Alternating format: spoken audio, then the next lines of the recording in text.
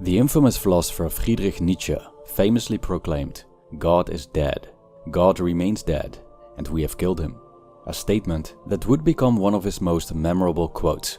These words point to the religious decline that existed during Nietzsche's time, but moved ahead more rapidly during the 20th and 21st centuries. Many consider Nietzsche a proponent of this decline, especially considering his views on Christianity. But in reality, he feared the disappearance of religion. Even though he disliked what he called the slave morality of Christian folks, he was also concerned that without religion, humanity would fall into a moral and existential vacuum. He realized that after people had liberated themselves from the hands of the church, they would be devoid of any viable alternative that would grant them the same benefits as religion had done for ages. Nietzsche warned us that humanity, the Western part of it at least, would not be ready to flourish without God. Nietzsche feared that without Christianity, the Western world would fall prey to nihilism, a destructive force characterized by a lack of meaning. Western civilization would become a mess, drowning in moral poverty, and its people would have nothing to live for except the short-lived gratification of pleasure. And who knows what humanity would do next? What craziness unfolds from a populace tired of life, wailing in comfort and security without clear direction? Don't we see the effects of that as we speak? God is dead, according to Nietzsche, but does humanity have a future without God? This video explores Nietzsche's prediction of a nihilist world, if his warning was justified, and the current mess we're dealing with.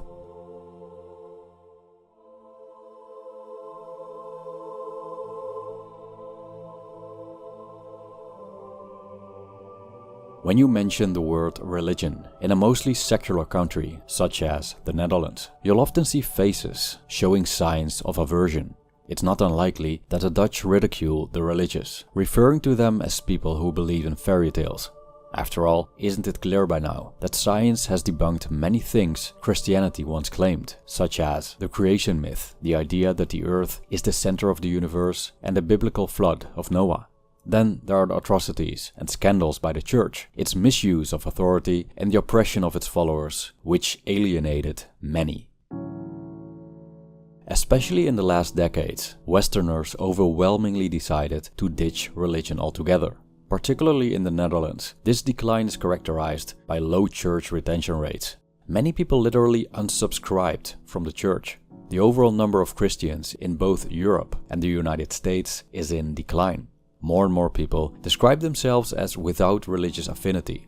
In Germany, 500 churches have been closed since the start of this millennium. And in many Western countries, we see a trend of repurposing church buildings. Some even became strip clubs and bars. Proud of their liberation from the hands of the church, the Westerner now embraces a freedom he hasn't experienced for centuries. One without both obedience and guidance by a supreme power. The Westerner stands alone now, which grants him freedom to live in ways he sees fit, in areas of morality, ethics, meaning, and spirituality. But by ditching Christianity, didn't he throw away the baby with the bathwater? Nietzsche believed that by secularization, the West would fall into an existential vacuum, losing its primary source of morals and values. Traditional morals and values would become meaningless. How much merit do they have when there is no divine, overarching authority anymore to back them up? Take for example the value of kindness. A Christian who has been living by this value, presented by the word of God, would be pretty demotivated after finding out that this very word has been a human fabrication. And how about other values, such as generosity, humility, love, forgiveness, gratitude, and honesty? If people would throw such principles into the garbage can, wouldn't that result in a horrible society governed by nothing but the law of the jungle? And how about meaning and purpose? When the purpose of serving God, living according to His principles, and hopefully acquiring a spot in heaven, loses its ground, what's left to live for? Where should we direct our lives towards? What overarching meaning is left? Is there anything in the mundane that could replace the house of God? That unquestionable, robust entity that's always there, where we can always turn to, where we find love, acceptance and forgiveness, no matter if we're homeless and in the gutter.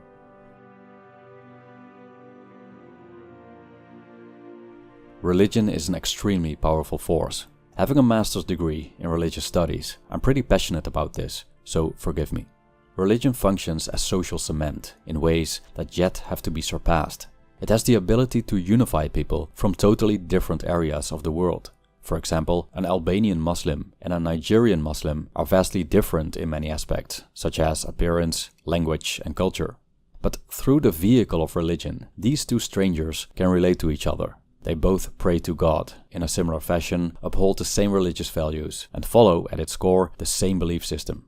The effectiveness of religion is visible in a country I visited countless times: Indonesia. The 6 officially recognized religions play a vital role in daily life and form the foundation of people's moral and ethical framework. It helps people decide what's good and bad, what things to pursue in life and what not to. Things aren't perfect. There have been some issues with wacko extremists in the past, unfortunately. I don't say be religious or religion is the way or something like that. I just want to point out the positive effects religion has on people there, especially the sense of community, solidarity, and strength to push through difficult times. Nietzsche recognized the value of religion as a social cement and moral compass. Even though he was critical of it, he also feared what would happen if Christianity in the West would fade. Why? Because according to him, the West, and the rest of humanity for that matter, lacks an adequate replacement for religion, something strong and robust enough to fill the moral and existential vacuum that would emerge from it. And so, awful things could happen in a post-religious world. Now, the question is, was Nietzsche's concern justified? Again, even though Nietzsche didn't like Christianity or any other system that promotes slave morality, he also feared its decline. Religion had such a fundamental role in Western society regarding things like meaning, morality, and social cohesion. What else could happen after its disappearance other than a catastrophe? Without religion, Western society would fall into nihilism, and the so-called last man, Nietzsche's nihilistic figurehead, would be prevalent. The prevalence of the last man was Nietzsche's warning to mankind. He believed that when religion fades and man loses divine meaning in life, a nihilistic shell of a human being would remain. This creature Nietzsche called the last man. The last man sees no purpose in life other than the pursuit of short-term gratification. His days are just sequences of meaningless pleasures. He drinks his beverage at Starbucks, goes on holiday by the sea, watches his series, plays his game, drinks his beer, has his bedroom fun, eats his pizza, and pays for all this by working some repetitive, soul-destroying job. But he doesn't care. He quite likes his lifestyle. It's safe and predictable, and the fleeting moments of pleasure are just enough to keep him on the wheel and declare himself happy. In his work, Thus Spoke Zarathustra, Nietzsche stated, "The earth has then become small, and on it there hops the last man who makes everything small. His species is ineradicable, like that of the ground flea. The last man lives longest. We have discovered happiness, say the last men, and blink thereby." End quote. I can't help but think of the protagonist of Fight Club, referred to as the narrator, played by Edward Norton in the movie adaptation. His life revolves around completing his wardrobe and giving in to what he calls the IKEA nesting instinct while working an unfulfilling job. The antagonist, Tyler Durden, describes the existence of the last man perfectly by saying, "We have no great war, no great depression. Our great war is a spiritual war. Our great depression is our lives." The last man rejects everything that makes a human being great, according to Nietzsche. He doesn't pursue greatness, has no strong values, is not ambitious, is almost entirely geared toward comfort, and shies away from any meaningful challenges. So Nietzsche came up with an antidote, the Übermensch, or Overman, which would overcome nihilism and recreate itself. I won't go into the Overman, as I've created a separate video that explores this concept. You'll find a link in the description. So, with this last man at the steering wheel, in what direction will he sail the ship? Will his prevalence be the end of human development? Flash forward to today. What can we say about how the world turned out after a period of significant secularization? Has the last man taken over and pushed humanity into the abyss?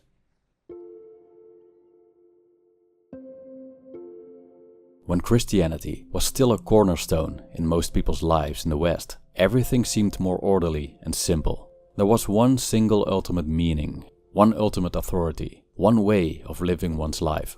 The church, mostly located in the center of a town, and the tallest and most notable building there, was the go-to place for various reasons. If one needed guidance, go to church. Marriage, go to church.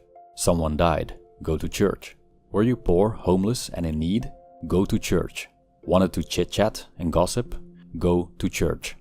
This institution had such an important role in people's lives. Life without it was almost unthinkable.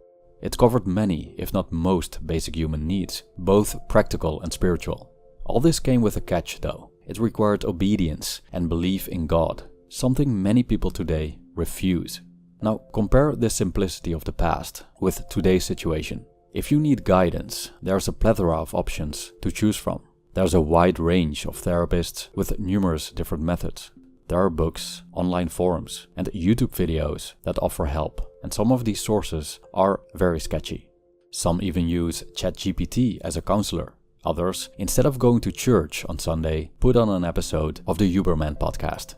For spiritual guidance, there's so much to choose from that we can't see the wood for the trees. Some seek refuge in astrology, others in New Age movements or paganism, or embrace exotic religions that entered the scene, such as Islam and Buddhism. Some see fitness as their religion, the gym as their temple, and their workouts as their prayers. I've even read about people who visit dance festival after dance festival as some sort of pilgrimage, fulfilling their spiritual needs through that. I can just imagine their sacramental bread being this little chemical pill that sends them directly into religious ecstasy. The lack of ultimate meaning sends people down some very dark roads as well. Take a growing group of people on the internet obsessed with looks. All they talk about are jawlines, eye-face ratios, chin strength, shoulder width, height, etc. For them, bodily features have become the new values. It's not about how honest you are anymore. It's about how defined your jawline is. Being a bad person hasn't so much to do with things like stealing or lying.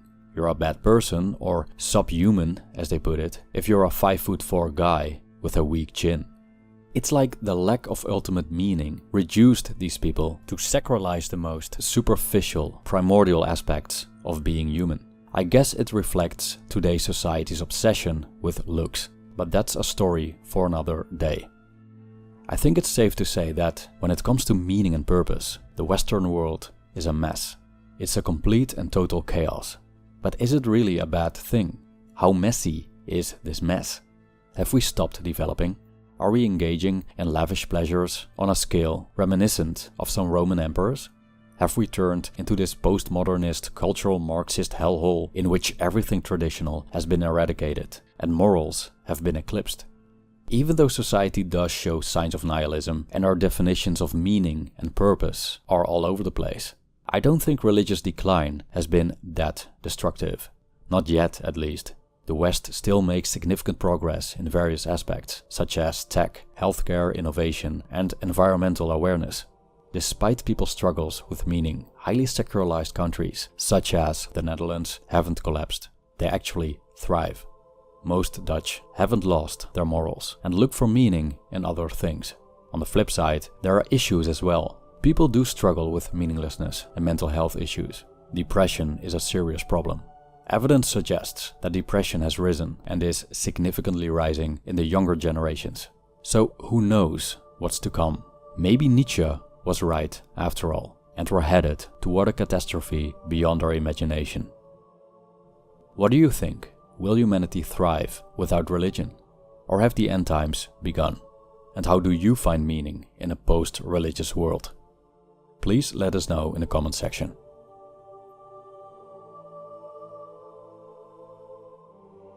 Thank you for watching.